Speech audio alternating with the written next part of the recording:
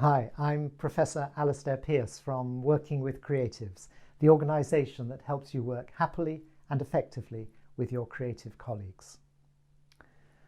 I'll call today's creative Wobbly. I'll tell you about him so that next time you meet Wobbly, and he's everywhere in organisations that value creativity, you'll be able to help him feel a bit less wobbly and be even better at his creative job.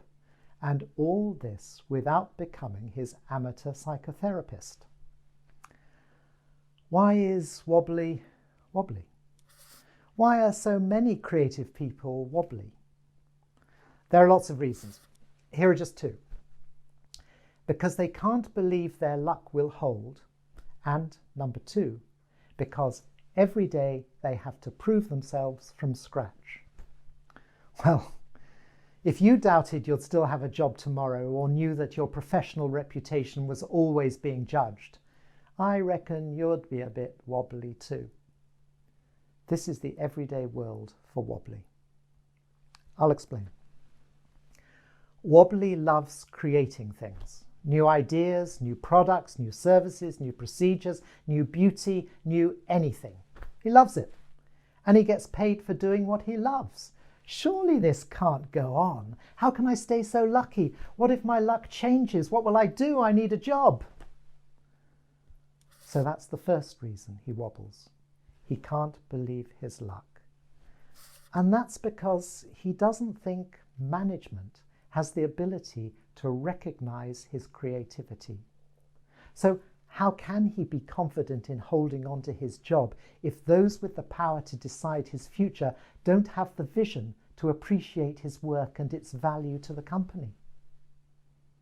So that's the first reason for his wobble. He can't believe his luck.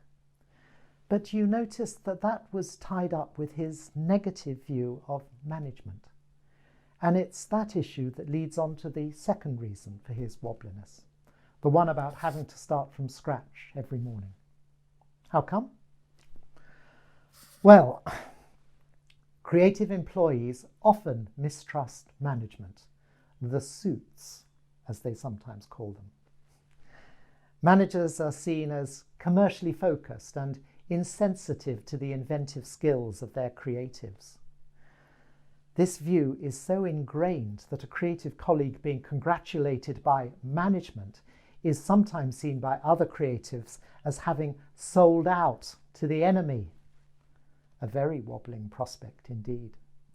For Wobbly's sense of professional self-confidence relies far more on the respect of his creative colleagues than it does on management's opinions. So, Wobbly wants job reassurance from management, but doesn't really value it, even if he gets it, whilst at the same time desperately wanting professional reassurance from fellow creatives. It's not surprising that Wobbly doesn't bother to put his Employee of the Month certificate up on the wall of his office, but certainly does display the photograph of his getting an award at last year's Creatives Dinner. But even this applause from his creative peers isn't enough to settle his wobbles. He still feels that he has to start from scratch every day. And this is because both he and his creative colleagues know that they're only as good as their last piece of creative work, that their reputations are always provisional, subject to continuous reassessment. A wobble-inducing prospect indeed, and because Wobbly lives for his creativity, it's a constant attack on his identity and sense of self-worth. Put like this, Wobbly has every reason to wobble. You're his manager, or perhaps a colleague working on a team-based project with him. What can you do to help? Ask him about the relationship he had with his mum when he was a baby? No. Tell him to pull himself together? No. The first useful thing you can do is understand his predicament, and my organisation can help you do that.